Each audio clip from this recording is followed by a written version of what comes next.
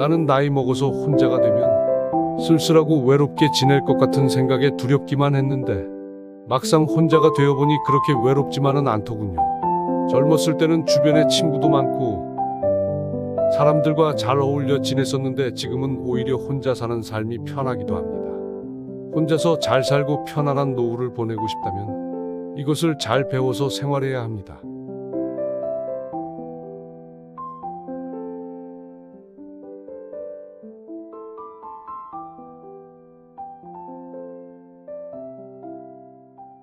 안녕하세요. 시니어 랜드입니다. 대부분의 사람들은 혼자가 되는 것을 두려워합니다. 배우자와 자녀들과 함께 평생 행복하게 살면 좋겠지만 상황에 따라서 혼자 살아야 하는 경우가 있습니다. 타인에게 의지하지 않고 자기 자신으로 살면서 온전한 자유를 누리며 편안한 노후를 보내는 사람들이 있습니다. 오늘은 80세 할아버지의 사연을 들려드리겠습니다. 지방에서 노부부가 살고 있었습니다. 최근에 아내가 세상을 떠나 홀로 살게 되었습니다. 갑자기 혼자가 되신 아버지가 걱정되었던 아들은 같이 사시는 게 어떻겠냐고 설득하였습니다. 할아버지는 가지고 계시던 재산을 정리하고 서울에 사는 아들 집에서 함께 살게 되었습니다. 아들이 출근하고 나면 며느리와 좁은 아파트 공간에 있는 것이 눈치 보이고 불편해서 주변 공원에서 산책을 하다가 집에 들어가곤 했습니다. 지방에서 평생 사셨던 할아버지는 서울에는 친구들도 없고 어울릴 사람도 없어서 혼자서 동네 산책하는 것이 일상생활의 전부였습니다. 아버님이 집에 계시니까 외출할 때 식사 챙겨 드려야 하는 게 부담스러워. 냉장고에 반찬 있으니까 꺼내서 챙겨 드시라고 하면 되지 않을까? 어느 날 아들 내외가 대화하는 소리를 듣게 되었습니다. 혹시라도 자식들에게 짐이 될까봐 밖에서 끼니를 해결하곤 했습니다.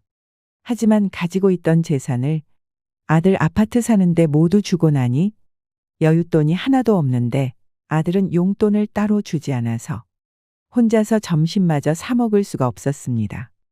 용돈을 달라고 했다가 며느리 눈치 보이고 자식의 좋은 금슬이 자기 때문에 깨질까봐 말과 행동이 조심스럽기만 했습니다.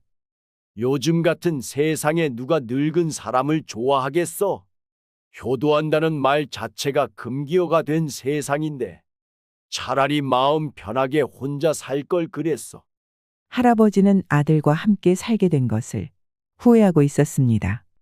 아들 집에서 살고 있는 일주일이 1년 같이 느껴졌습니다.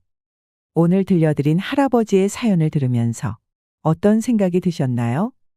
여러분 주변에서도 종종 볼 수 있는 사연일 것입니다. 할아버지 모습이 몇 년 후에 내 모습을 보는 것 같아 마음이 씁쓸했습니다. 오래 살려고 매일 운동도 열심히 하고 있지만 노후에 자식에게 얹혀서 자식들의 짐이 되는 삶을 살고 싶지는 않습니다. 혼자 사는 방법을 반드시 터득해서 편안한 노후를 보내야 합니다. 누구나 혼자 산다는 것에 대한 막연한 두려움이 있습니다. 하지만 혼자 살아야 하는 상황이 생긴다면 이왕이면 행복하고 즐겁게 사는 것이 중요합니다. 혼자서 많은 활동을 하면 할수록 혼자 있는 시간이 더 편하게 느껴지게 됩니다. 혼자라는 두려움을 피하지 않고 직면하면 오히려 덜 무섭게 느껴지고 어쩌면 아무렇지 않아질 수도 있습니다. 짧은 시간 동안 혼자 있는 것부터 시작해서 점차 시간을 늘려가야 합니다. 혼자 있다고 해서 술을 마시거나 다른 것들에 의존해서는 안 됩니다. 혼자 지내는 사람들은 매일 어두운 방에 누워 우울하게 지낼 것으로 생각하는 사람들이 많이 있습니다. 하지만 혼자만의 고독을 즐기는 사람들은 자기만의 취미 활동을 하면서 내면과 외면을 채워나가 얼굴에 생기가 가득합니다. 혼자여도 편안한 노후를 보내는 사람들의 특징이기도 하고 방법이 될 수도 있습니다. 첫 번째는 바로 취미 활동입니다. 시작이 반이라고 했습니다. 내가 오랫동안 바라던 일들은 무엇이었는지 생각해보고 나에 대해 더 많이 알아갈 수 있는 취미 활동을 시작해 보는 것이 좋습니다. 처음에는 가볍게 시작해 보는 것이 좋습니다. 산책이나 걷기 운동을 하면서 체력을 키우고 주변의 문화센터를 활용하여 자신에게 맞는 운동을 할 수도 있습니다. 아리스토텔레스는 인생은 움직임에 있다. 라는 말을 했습니다. 삶은 움직임에서 만들어지며 삶의 본질은 움직임에 있다는 뜻입니다. 사람들이 만나서 제일 먼저 서로의 건강 상태를 묻고 평안을 비는 일은 그냥 하는 행위가 아닙니다. 인간의 행복에서 가장 중요한 부분이 바로 건강이기 때문입니다. 다른 모든 것을 제쳐두더라도 건강을 가장 중요시해야 합니다. 노후에 적당한 운동을 하지 않으면 건강을 오래 유지하기가 힘들 수도 있습니다. 취미 활동 중에서도 운동은 선택이 아닌 필수입니다. 노년기에 할 수 있는 취미 활동으로 텃밭 가꾸기는 혼자 할 수 있으면서도 보람있고 성취감을 줄 수 있는 활동입니다. 혼자서 가꾼 채소를 수확하는 행복을 느껴볼 수 있습니다. 아파트 생활을 하시는 분들이라면 식물 키우기도 좋습니다. 그림 그리기, 독서, 명상 등 마음의 안정을 찾는 취미 활동도 있습니다. 노후에도 계속해서 일을 하면 좋겠지만 그렇지 못한 경우가 많이 있습니다. 취미 활동을 통하여 매일 차곡차곡 쌓인 내면의 힘은 우리가 인생을 살아가는데 큰 도움이 되고 나이가 들수록 더욱 필요한 활동입니다. 두 번째는 좋은 관계를 유지하라입니다. 노년에 혼자서도 잘 지내는 사람들의 특징은 남에게 의존하지 않습니다. 내면의 에너지가 충분히 채워진 사람들은 혹시라도 혼자가 될까봐 관계가 틀어져서 잘못될까봐 걱정하면서 관계를 맺지 않습니다. 자신을 희생하거나 부정하면서까지 다른 사람과 어울리려고 하지도 않습니다. 나이 들어서 외로움을 느끼는 것은 흔한 일입니다. 외로움이 두려워서 잘못된 인간관계를 맺으면 노후의 삶이 더욱 힘들어질 수 있습니다. 건강한 애착관계를 맺는 것이 중요합니다. 얼마 전까지도 노인정을 잘 다니시던 할머니께서 이제는 안 나가고 싶다고 하셨습니다. 그래서 그 이유를 들어보니 텃세가 너무 심해서 적응하기 어려웠다고 하셨습니다. 나이가 가장 어리다는 이유로 이런저런 심부름 등을 해야 했고 청소를 해야 하는 경우에는 일을 도맡아서 해야 했습니다. 할머니께서 처음에는 잘 지내고 싶은 마음에 노인정 회원들에게 떡도 돌리시고 종종 간식도 사다 드리면서 원하는 대로 맞춰드리려고 노력하였습니다. 하지만 시간이 갈수록 텃세는 더욱 심해졌다고 합니다. 이야기가 맨날 똑같아. 자식 자랑밖에 안 해. 그래서 이제 그만 나가고 싶어. 할머니께서는 매일 다니시던 노인정 대신 집 근처 복지관에서 운동을 시작하셨습니다. 노년에는 인간관계가 좁을 수밖에 없습니다. 아무리 오래된 사이라고 해도 만날 때마다 불편한 관계는 되도록이면 정리하는 것이 좋습니다. 건강한 애착관계를 형성하게 되면 시간을 혼자 보내는 것도 훨씬 쉬워질 뿐만 아니라 전반적으로 삶에 긍정적인 영향을 받습니다.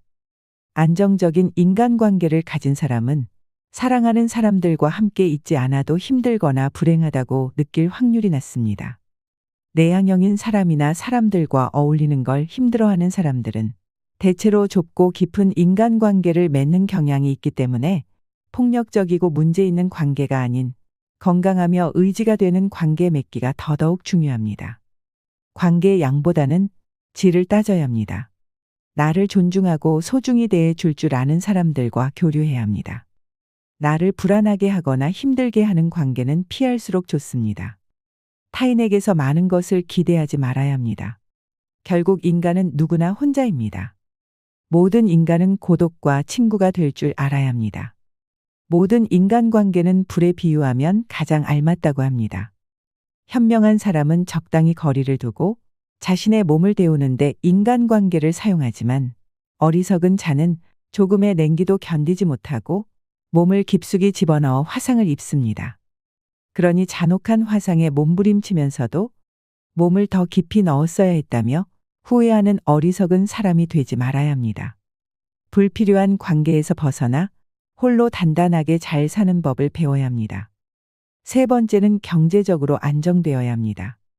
노년에 혼자서도 잘 지내고 편안하게 사는 사람들은 대부분 경제적으로 안정적인 분들이 많습니다. 말년에 비참해지지 않고 잘 살기 위해서는 꼭 필요한 요소 중 하나입니다. 60세에 퇴직해서 90세까지 산다고 가정했을 때 남은 세월이 30년입니다. 짧지 않는 세월인 만큼 지금부터라도 잘 준비해야 합니다. 한국은 OECD 국가 중 노인층의 빈곤율과 기대 수명이 가장 높은 나라입니다.